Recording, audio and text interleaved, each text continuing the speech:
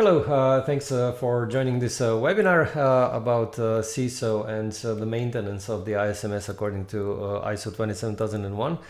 And yeah, let's just wait a minute for everyone to join. And while we're waiting, could you just let me know where are you joining from? So I'm calling in from Zagreb, from Croatia, and if you can just let me know through the chat window, or if you're joining through Zoom, then you can use this Q&A panel.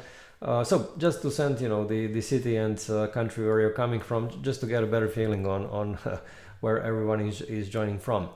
While I'm waiting for your feedback, just two notes here. So first of all, we are recording this webinar and you'll be able to watch it basically from the same page where you registered for this webinar.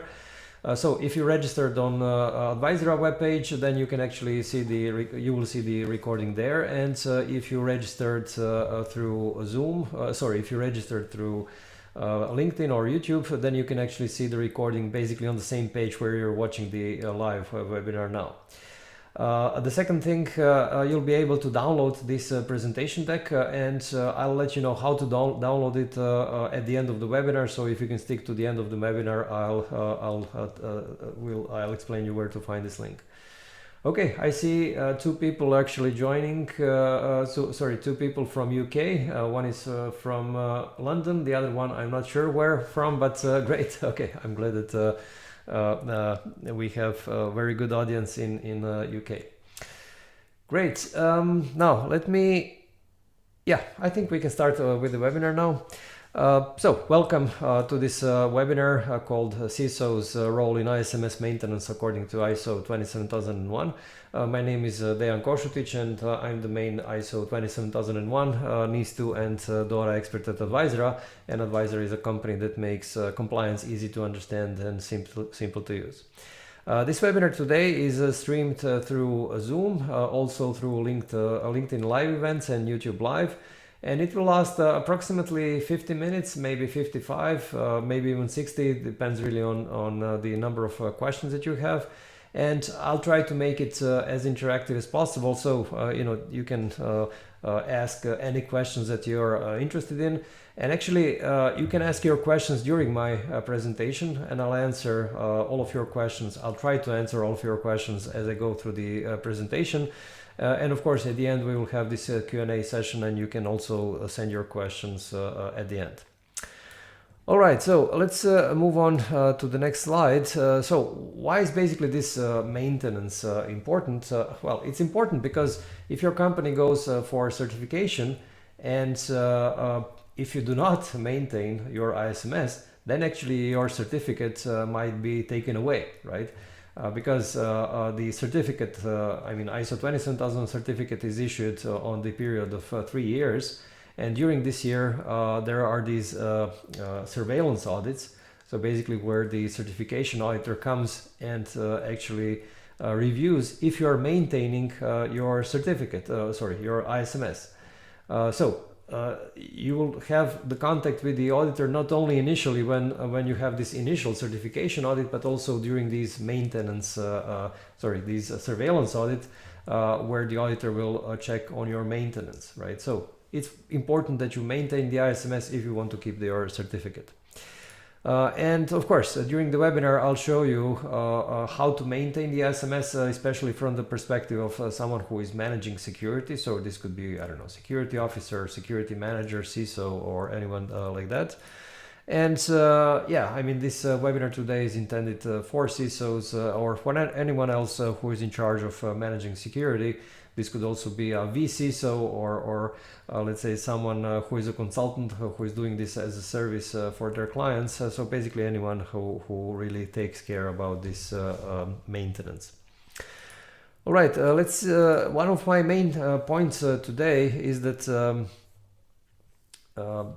you actually have to plan for this maintenance. It is not something that you can do ad hoc. And by the way, I've seen lots of companies, that are basically, preparing all the documents, making sure that everything is right for the initial certification, and then they simply let everything go, and then they start preparing everything 1 or 2 months before the surveillance audit. And this doesn't really make sense, because this is obviously then made only for the auditor. It doesn't have to do anything with real security. So I would say that if you properly maintain your ISMS, and of course I'll explain what this maintenance means during the presentation. If you properly maintain it, first of all, you will have better security, and second of all, you will have actually less effort in doing this, rather than actually trying to do this everything, let's say a couple of weeks before the certification auditor comes for surveillance audit. So try to do it systematically and planned. Okay, so let's see the agenda for today. First of all, I'll try to explain what is this role of a CISO or a security manager in the ISMS. And then I'll start explaining what will the certification auditor be looking for during these surveillance audits. And then I'll explain who is actually responsible for these maintenance activities. Is this only the security person? Obviously not. This also has to be some other people. And then I'll explain who actually has to do it. And then I'll go through a couple of, let's say, key challenges that companies have during this, let's say, maintenance. And this is how to deal with employees, also how to enable these continuous improvements, and I'll also explain what kind of tools you could use to enable easier maintenance. Okay, good. Yeah, by the way, you can let me know through the chat window if you want me to focus more on any of these topics. So if you want me to, let's say, spend more time, just let me know through the chat window or through this Q&A pane if you want me to kind of go into more detail related to any of these topics. Okay, now let's say first, what is a typical CISO role in the ISMS? Now, funny thing is that ISO 27001 doesn't mention CISO, it doesn't mention security manager, it doesn't mention anything like this. So it's funny, but this is really true. So ISO 27001 does not require a central role for someone who manages security. Now, of course, best practice is that you do have such a person. And to be honest, I've never seen a project that does not have a security manager or someone. Or correct me now, I did see some projects that didn't have a central role that manages security. And yes, all of these projects actually failed. So it's really not recommendable that you do not have such a person. So typically you would have one person who is in charge of managing security. Of course, if you are a company of, let's say, 200 or 500 employees or more, typically this will be a full-time person, a full-time CISO. Whereas if you are smaller than 200 employees, then this will be someone who does the security role in parallel to something else. So, for example, if you are a company of, let's say, 20 employees, then your chief technology officer, CTO, might do actually a part-time job of a CISO. So it's very, I would say, normal kind of thing. In any case, even though 27001 does not require this role, please do specify this one person who will be in charge. Now, who does this person report to? The best practice is that this person, this security manager or CISO, reports directly to the CEO. Especially if this is a let's say, smaller or mid-sized company, then this is, I would say, the best thing to do. Why?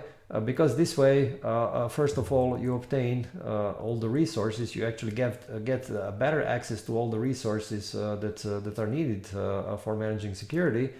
And I would say equally important, maybe even more important, is that this way it's easier for security to actually support directly business initiatives. And I'll speak a little bit about this later on, but the point being here is that security here is not for itself, right?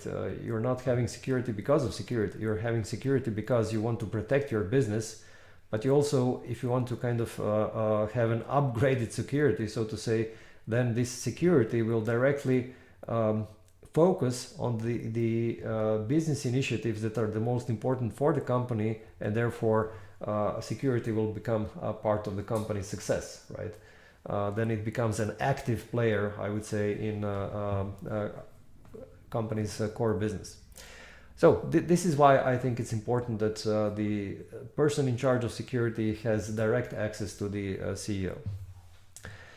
Okay, now what other people or teams you might have in the company with regards to security? So of course you will have, let's say, someone on the IT side or IT security side. So for smaller companies you will have normally only the IT team, but for larger companies you might have a separate IT security team, right? You might also have a security committee, again, if not if you're a smaller company, but if you are, let's say, mid-size, maybe especially larger companies will also have this security committee. So basically this is a let's say a team of people who actually can discuss security things in more detail with the CISO, and this on one hand, this is a way for these people to, let's say, supervise what the CISO is doing.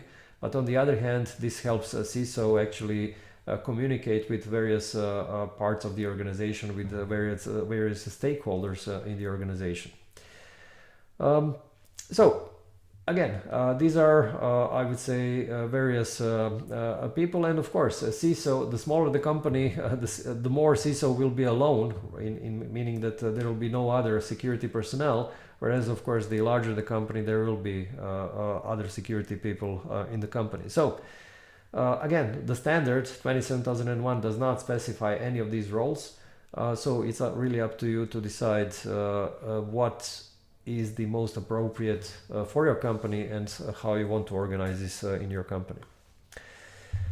Another important topic regarding this position is that you should definitely avoid conflicts of interest. And the most common conflict of interest I've seen in smaller companies is that these smaller companies are trying to actually use the same person for both CISO and internal auditor, right? Because actually the role of internal auditor is mandatory according to ISO 27001, unlike the security role. But in any case, you cannot have the same person doing both security management and internal auditing, because the standards requires that there is no conflict of interest for the internal auditor.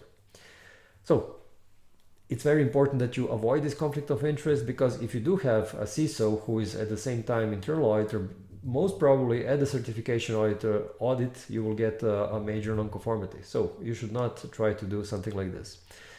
How to avoid this? Well, obviously you should give this internal audit job to someone else, either within the company, or you might actually outsource it to an external I don't know, provider, someone who is doing these internal audits as a service. Also, there are some other conflicts of interest in, let's say, larger organizations, especially the regulated organizations like financial institutions. Actually, it's forbidden to have this security officer together, let's say, within the IT team. So you can't really have someone on the tech side do the security management. But again, it's for regulated industries. This is not specified in ISO 27001. So again, for a smaller company, it's okay that a CTO or, let's say, head of IT is also the CISO. But I would say, you know, if you're a larger company, then it's better to, let's say, separate this CISO from the IT function and actually put it as a separate role which directly reports to the CEO, because this is the way to let's say, decrease the conflict of interest. Okay, yeah, and how do you actually document this role? This is sometimes the question that I receive. Now, there are various ways to document what the CISO says. What the CISO does. And my, let's say, personal favorite way is actually that you specify the role of the CISO in various policies and procedures. So for example, I don't know, when you write a risk assessment methodology, you can specify that actually the CISO is the one that coordinates the whole risk assessment and treatment process. or I don't know, in the case of I don't know, access control policy, you can say that for a certain critical systems CISO needs to give his or her permission for access to those systems. So this is one way to do it, through policies and procedures. Now, some companies actually have a kind of a centralized specification of roles and responsibilities. This could be, let's say, some kind of a job description or something. I'm not very much in favor of this because it's hard to actually maintain this in parallel to, let's say, policies and procedures.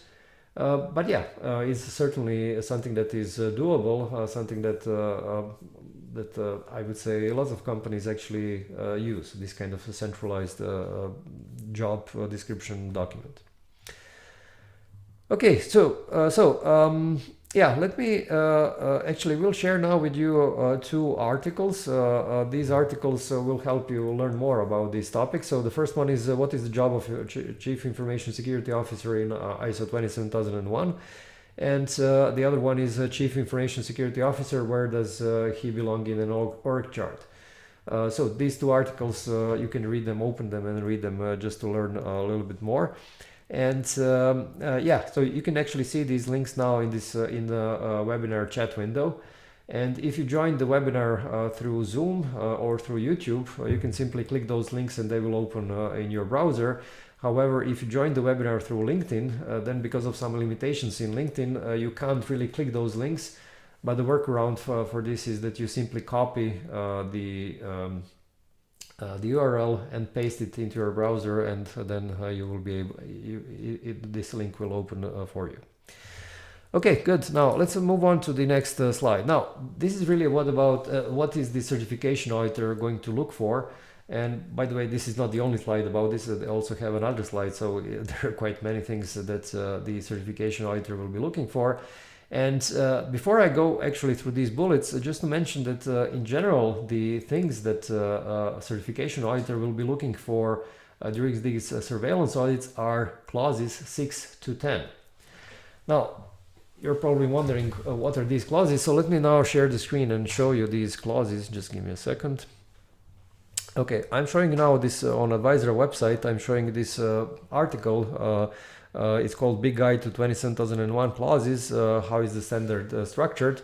And we also shared now the link with you through this chat window, so you can also open it and see it for yourself. Anyway, when you scroll down, you actually see the clauses, right? So you see these clauses 4, 5, but as I mentioned, this is not so important for the maintenance. What is important for the maintenance is this clause planning, also support, operation, performance evaluation, and improvement. And then, for example, if you want to learn what the clause 9.1 about monitoring, measurement, analysis, evaluation says, you can simply open it and you will see actually that it provides more detail. So you see here the title of this clause, you see a short explanation. You see which documents are needed for this clause.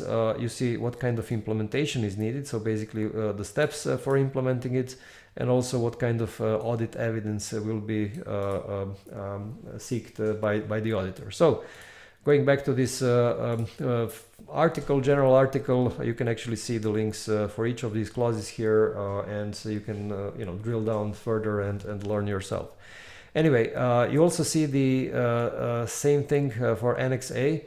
You can see all the controls from the Annex A, and you can also open them and read whatever they say. So for example, I don't know, logging.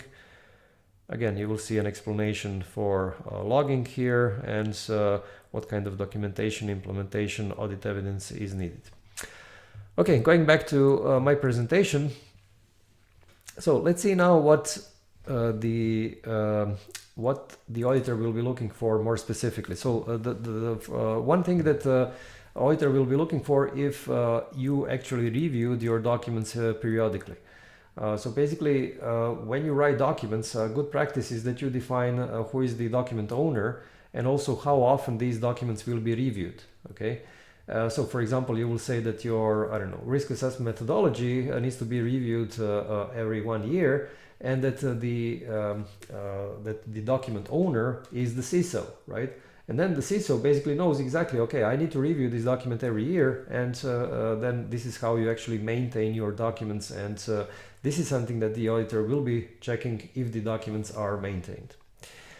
Also, periodic review of incidents. What does this mean? This means that basically you should not handle the incidents only when they happen.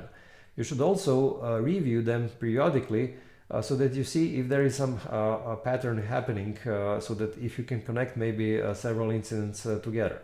So for example, let's say that you have, I don't know, 18 incidents during a year, and you actually might see that out of these 18, 5 incidents are always related to the same IT system, or maybe to the same person who is handling these systems, and this could actually indicate that something is going wrong there. So you should always review those incidents periodically, and of course, again, this is something that the auditor will be checking out. By the way, we'll be also sharing with you some articles where you can dig deeper. So for example, we'll share now with you this article of how to manage documents according to ISO 27001, so you can learn more about this document handling there. Okay, let me go further. So periodic review of security training. So again, what you should be doing is, of course, continually train your employees.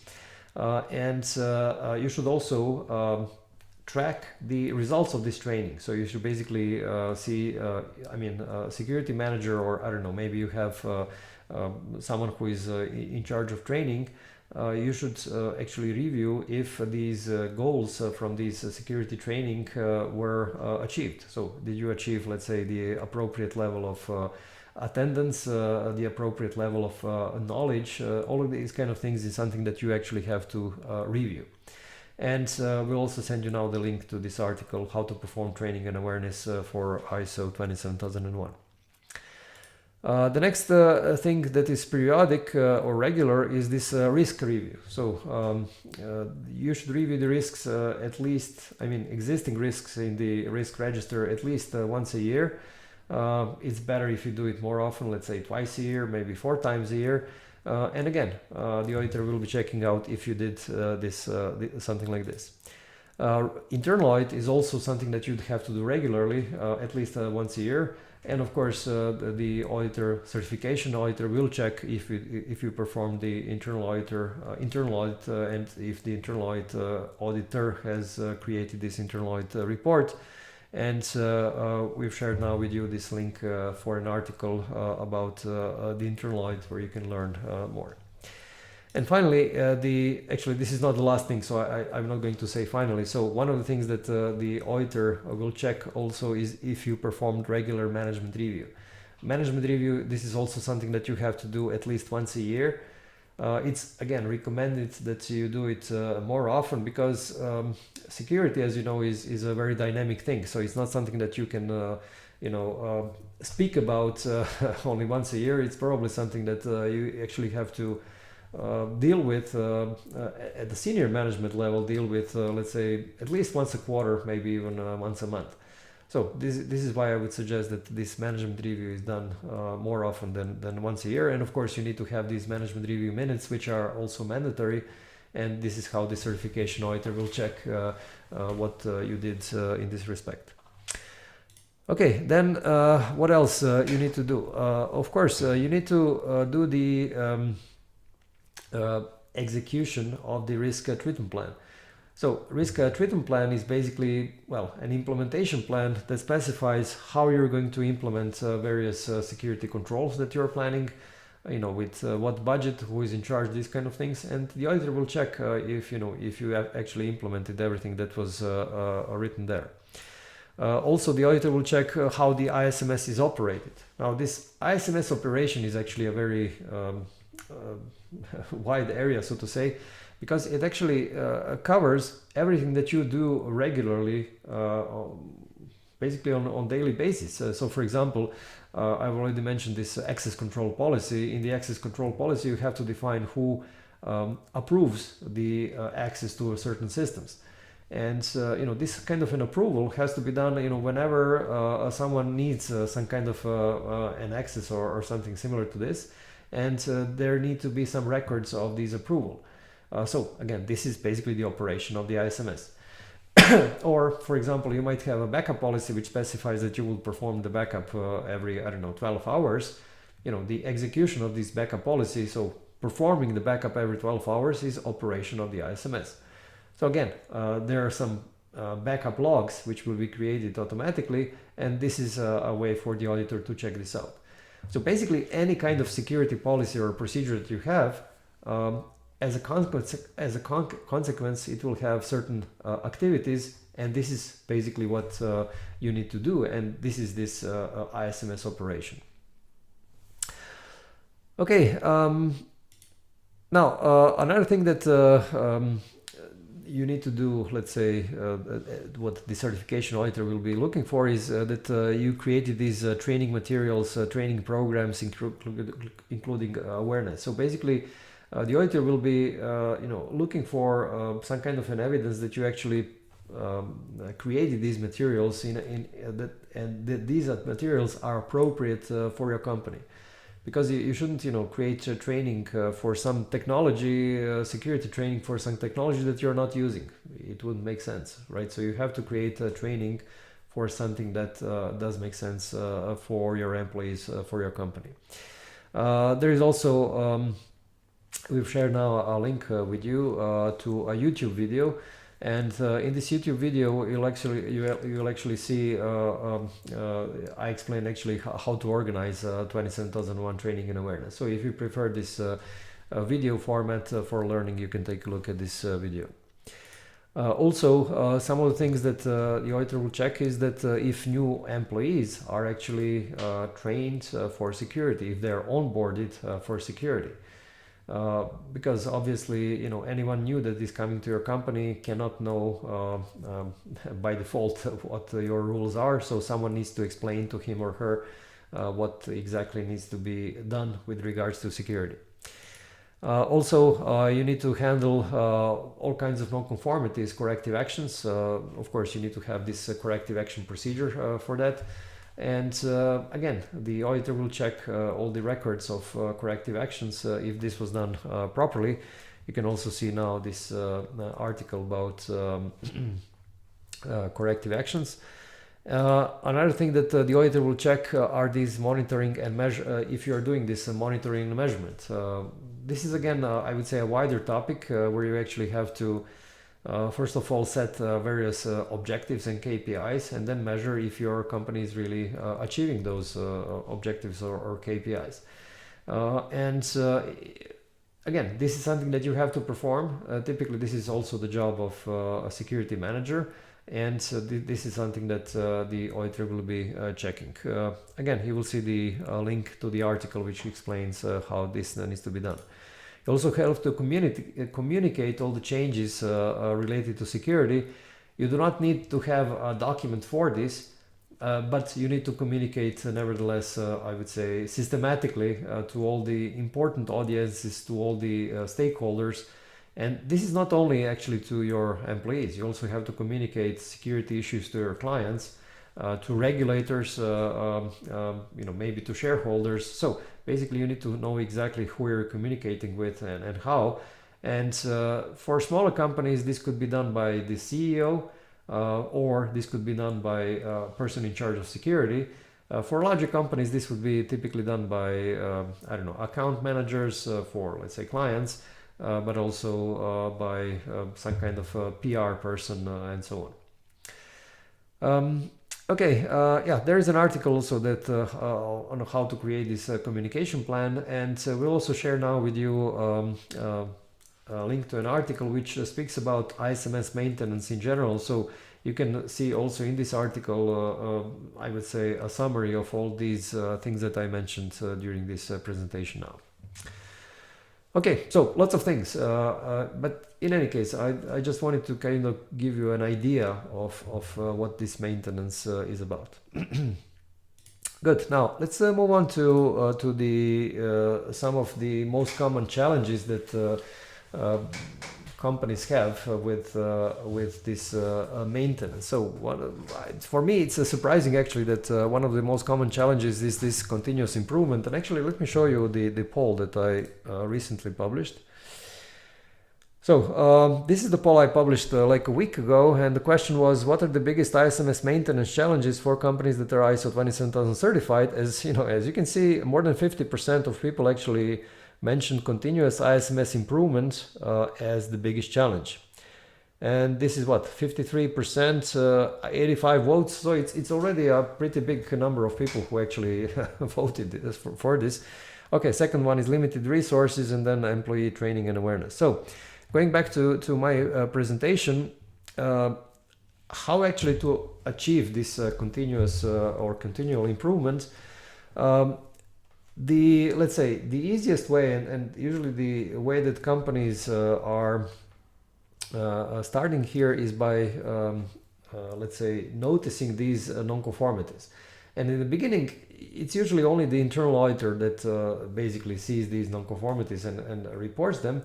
But the more employees actually get used to this security or ISMS, then they actually you should somehow stimulate your employees that they also report the non-conformities themselves, because this is actually the way that you start moving things around. And when I say non-conformities, I mean that anything that is not right. Okay, so for example, internal auditor might find that for backup, you're doing the backup every 24 hours instead of every 12 hours, according to your backup policy, and then this would be a non-conformity. But I mean, any employee could raise a non-conformity as well, and basically they could say that for example, something that let's say that not every employee is handling, let's say closing down their PC when they go for a break, right? And then this kind of non-conformity can be reported, and then someone can react actually to those things. And yeah, then the second, I would say, level of this continual improvement is that you start doing these corrective actions. And corrective actions are, I would say, a systematic way of handling non-conformities. And this is actually something that has to deal with the root cause. Because, if you, for example, let's say this example of that not everyone is locking their screen when they go for a break. You can tell to this, you can simply, send them again an email or some kind of a message that they have to do it. And they might actually remember this, I don't know, one time or for another day, but then they will start forgetting it again. So basically you have to uncover what is the root cause. And very often the root cause is that people are not aware of all the risks that could happen. And then, for example, the root cause, if really that a root cause is that people are not aware of the risks, then if you organize an awareness training and tell them, look, if you're not locking your screen, this and this and this can happen. Therefore, it's in your best interest that you actually lock your screen when you leave for a break. And then basically in this way, you eliminate the root cause, and then you see that these kind of things are starting to get much better. So corrective actions is all about finding the underlying root cause and then fixing this root cause so that the non-conformity cannot happen again. And then I would say the next level of, I would say, continuous improvement is that you are persistently working on this security culture.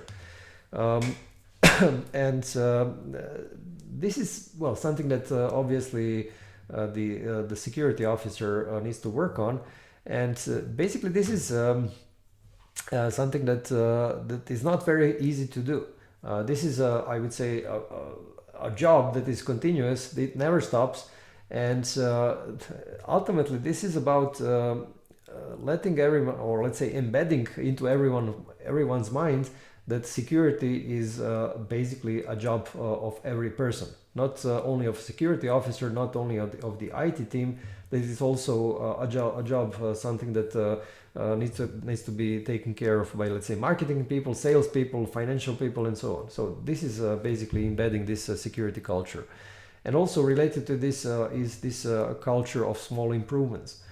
So whenever anyone notices that, let's say, I don't know, maybe a document is not good enough, maybe this backup policy is not written well, so that not everyone understands how, let's say, backup needs to be performed or who needs to perform it, then these kind of, let's say, small things, basically, if you somehow stimulate people to suggest these smaller improvements, then this is a way forward for your security and for your, not only for improving your security, but also raising your security culture.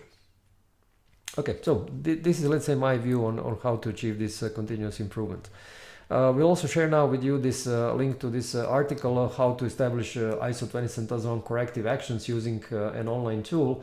So you will see an article that speaks about how to, let's say, report corrective actions, how to analyze root cause, these kind of things, and you will see also this tool 𝗂𝗵𝗶𝘀 with which you can do this.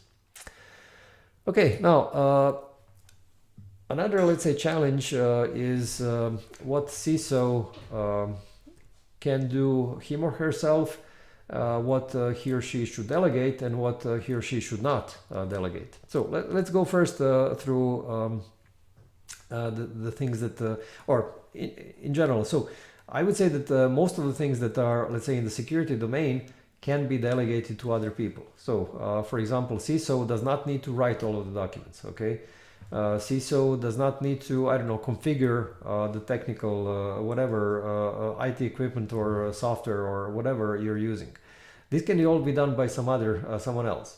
But I would say that CISO should not delegate, or that this person must do the following 5 bullets. The first one is understanding business needs and how security can support them. Let's say that the company is planning to, let's say, expand into a completely new target segment, into a completely new market, let's say financial entities, okay, in Europe. Now, if you want to expand into this kind of a market, if you want to become a supplier of financial organizations in Europe, then you have to actually comply with some standards. Then these financial entities will require a pretty tight level of security. So if actually a company wants to penetrate this market, they will need to raise their security. Now, this is something that this business direction is something that the CISO needs to understand, so that he or she can actually timely suggest to the senior management on what kind of security is needed if the company wants to make a successful penetration of this market. So the point being here is that this is something that the CISO cannot delegate to someone else, because he or she needs to be very much informed on where the company is heading from the business side, so that actually this security can support this kind of a business direction. Also, I think the CISO should propose the top-level security objectives. This is kind of related to the first bullet, but top-level security objectives are mandatory according to the standard, and I think it's the CISO is in the best position actually to define, or better to say, quantify, or somehow make it crystal clear what exactly the company needs to achieve with security that will be, I would say, acceptable and desirable from the senior management. Okay, the next thing I think that CISO should not delegate is driving the security effort and building security culture. So I think that security needs one central person who is the driving force, and this is the CISO, right? So, and I don't think that this can be delegated. I think that this person needs to be, the main person that drives everything. Also be the main link between senior management and security operations. Again, senior management is not going to understand, I don't know, a report of 15,000 smaller incidents, and out of which 68 are in red. It's not something that senior management can understand. So CISO, on the other hand, can interpret these results and present them to the senior management so that a business person can understand this. And this is why I think that this CISO should not delegate this. He or she should be the main person for these kind of things. Again, taking the leadership role. This is really what this CISO should be. What should be the focus of this person. Okay, good. Now let's go through another challenge of how to deal with this employee resistance. This is, if you remember from this poll, one of the most important things, or one of the biggest challenges. There are basically a couple of methods. I'll go through two of them. One is to raise awareness and training. So the more people are aware of why security is needed, the more they will understand the logic of it, right, and the necessity of it. And of course, the more they're trained for using some security tools, the easier they will accept that this needs to be done. Also, what I would say is that it's very important that you actually ask as many stakeholders in the company to participate in creation of security policies and procedures.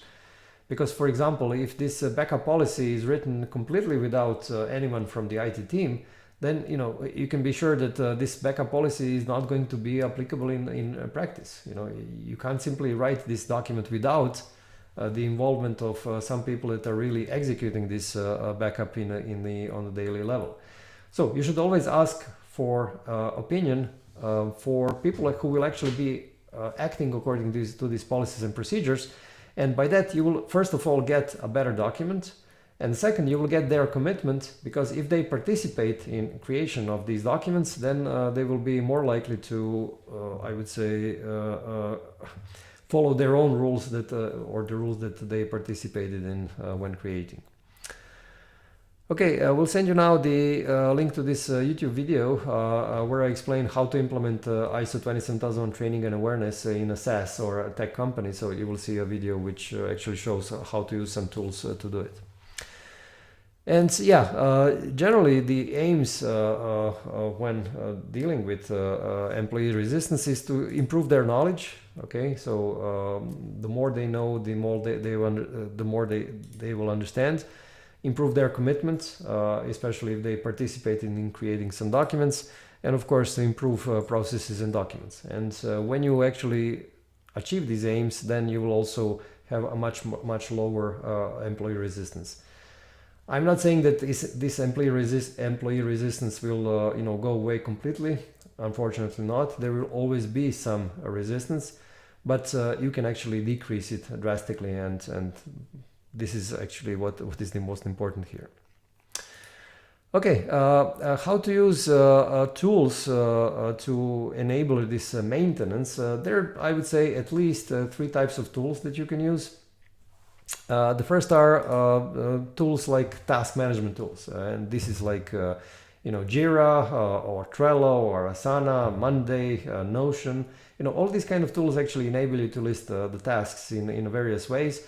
And if you go back to my slides and see what kind of tasks you need to perform, you can very easily then list all of these tasks and assign who is responsible for them, so that you can do them actually continuously or in some reasonable sequence, right? Besides, let's say, these task management tools, you can also use training and awareness tools. And there are various tools out there, or various platforms out there, and one of them is this company, Advisera's company training academy. I'll show you this in a second. And there is also there are various GRC tools. GRC stands for governance, risk and compliance. And there are again various tools or platforms out there, and one of them is Conformia, which I will also show you. So let me now switch my screen and show you these 2 platforms. So one is this company training academy from Advisera, and basically this is a training platform for creation of security awareness training, also training for 27001, these kind of things. And yeah, let me just show you briefly this lesson library. So you have various lessons here, and just to show you, so you have for various frameworks, including this general cybersecurity. This is cybersecurity awareness. and also ISO 27001 specific, and you can also upload your own videos or, I don't know, PDFs or PowerPoint presentations. And there are different audiences for which this is made, and different languages. As you can see, we have almost 10 languages now.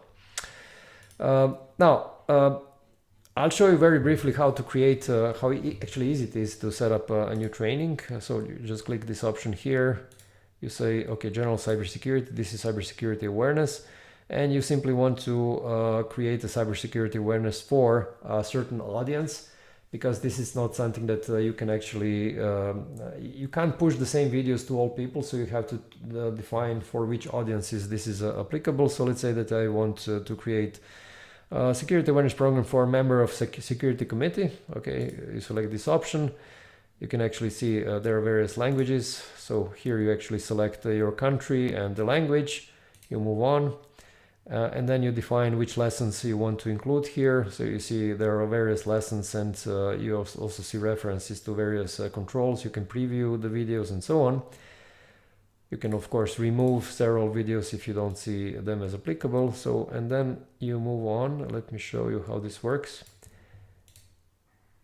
And then you define actually how often you want the employees to see this. So you can say, you say, I want you to I want the employees to see this one lesson not per day, but let's say per every 2 weeks, and that you want them to see this on Thursdays, and you define the start date, and if you want to repeat, let's say every 2 years, so that it's repeating every 2 years, and then continue, and then you can enter the email addresses of all these people, and then the system will automatically start email notifications to these people in this very sequence that that was mentioned here. And then after that, once they start watching the videos, you will see a very nice reporting module where you can actually see exactly, you know, who watched which kind of video. There is also a testing feature if needed, and so on. So basically it works it's very easy to set up. Anyway, Judith is asking, do you also offer white label for your training material? So we offer actually a white label version of this company training academy, and it's a version for consultants. So typically consultants are using this when working with their clients, and the way to do it is basically open this specific type of account as a consultant, and then when your clients log in, they will not see Advisera anymore, because you see now here is Advisera. Instead of Advisera, they will actually see your logo in the user interface. So basically this is how we handle this white label. Of course, you can upload your own materials, your own videos, your own, I don't know, PowerPoint presentations, PDFs, and this is also how you present your training material there. Okay, we've shared now with you this link to Company Training Academy, where you can set up this also free trial. And the second link is for this Company Training Academy for consultants. So you can take a look at the second link if you're a consultant and if you want to learn more. Okay, another platform is this 𝗂𝗲𝗶𝘀𝗀. So 𝗂𝗲𝗶𝗀𝗀𝗀 is also Advisera's product which helps companies implement and maintain their ISMS. So implementation is here through these steps. I'm not going to cover this now, but here is this maintenance module, which basically lists all of the things that have to be done regularly. As you can see, you know, there are various things here, and it also defines what is the schedule on when is the next date when you actually have to perform this kind of activity. So basically it's a reminder of everything that you have to do to maintain your ISMS regularly. Okay, I'm not going to go into much more detail here, so if you want, we'll send you now also this link to sign up for a free trial, and then you can test how this 𝗂𝗲𝗶𝘀𝗀𝗀 software works. Okay, going back to my presentation. Yeah. So, okay, what are the biggest challenges? I'm not going to go now into this. I'm not sure if we will have time to cover all these issues. So let me just go for the Q&A session. Sorry, to conclusion and then to a Q&A session. So I would say, you know, just to conclude, you know, if you plan your ISMS maintenance properly, and perform it, I would say, regularly, then you will definitely invest less time doing these things, let's say, as opposed to doing this, once a year only because of the auditor. And on top of this, what you will see, if you do this regular maintenance and if you do this periodically and properly, then you will actually raise your level of security and reduce the number of incidents. So the point being here is that this is something that needs to be planned, and if planned properly, then you will achieve results. And of course, you can use a GRC tool like Conformio or a training platform like Company Training Academy to perform this maintenance. Okay, we'll also share now a link with you to our product expert. Again, one way is for you to simply open these links and sign up for a free trial for this Company Training Academy for Conformio, but other way is actually to schedule a call with our product expert, and then he will actually show you how these products work. So it's really up to you how to test them out. And you can see this link for his calendar in the chat window now. Okay, good. Now let's move on to the Q&A session. Of course, please do send me all of your questions through the chat window or through this question pane in the Zoom, if you're joined through Zoom. And while I'm waiting for your questions, I'll actually go through a couple of announcements here. So first of all, you can contact me directly to my email address, and you'll see the email address now on the screen. And second thing is you can follow me on YouTube and on LinkedIn. So on YouTube, I publish lots of videos on ISO 27001, but also around cybersecurity training, cybersecurity implementation, also about some other standards. So if you want to kind of learn through this video format, then you can take a look at my YouTube profile. And on LinkedIn, I publish regularly some news from this compliance and cybersecurity world. So if you want to learn more and keep up to date, then you can follow me on LinkedIn.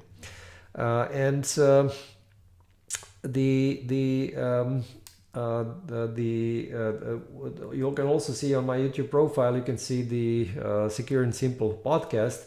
And this podcast is made specifically for consultants and for CISOs. So if you want to kind of, let's say, learn more about how to handle cybersecurity governance, then especially from the perspective of a consultant or CISO, then you can open this podcast and see there are several people I interviewed there and very interesting guests there. Okay. Good. My next, just a note about my next webinar. This will actually be on how to build a cybersecurity training and awareness program. So if you want to learn more about this, then you can actually join my next webinar next Wednesday. And you'll also see the links to my webinars, where to sign up for the webinars in the chat window now. Okay, good. Let me see if any questions came in. So I see a question from Miodrag, and the question is, main improvements should be made through a risk treatment plan. This is one way to do it. So the standard doesn't really say, if you want to do this continual improvement, what is the main document through which you have to do it. You can do it through the risk treatment plan, even though, again, risk treatment plan is typically related directly to statement of applicability and all the controls that you marked there as applicable. And if you didn't implement them, then you're basically, let's say, this is reflected in your risk treatment plan. Yes, if you have some bigger initiatives for, let's say, some new controls or some bigger, let's say, projects for security, then you should definitely put them in a risk treatment plan, and you're right. But I would say for some smaller improvements, typically you're not putting them in the risk treatment plan. So I would say risk treatment plan is good if you have something completely new or something bigger, whereas the smaller improvements are typically done in some other way. Okay, let me see if there are any other questions coming in. Okay, if there are no other questions, then let me wrap up the webinar. Just a few words before we finish. So as I mentioned, this webinar today was intended to give you an overview of ISO 27001 maintenance and the role of the CISO, and not really to go into details of, I don't know, implementation or risk assessment or anything like this. But of course, if you want to learn more about these things, then you can check out these platforms that I shared with you today. So 𝗂𝗲𝗶𝘀 and Company Training Academy. Yeah, regarding this PDF presentation deck, we'll publish the link so that you can download this PDF presentation deck. You will actually see this link if you joined through YouTube or if you joined through LinkedIn. Then you will see this link in the comment section in about 10 minutes. So just leave this page where you are now on LinkedIn or YouTube and come back in 10 minutes and you will see this link in the comments section. If you joined through Zoom, then we will send you this link after the webinar through email, and so this will be latest by tomorrow morning. So you will have this link for downloading the presentation deck in your email. And finally, I would kindly ask you to give me a feedback on how you like this webinar through a survey. You'll also see a link to this survey, and yeah, it's very short. It's about 3 questions, so no more than 30 seconds of your time, but this will really help me on understand what I need to improve in these webinars. And thank you very much. Thank you for your participation, and I hope you have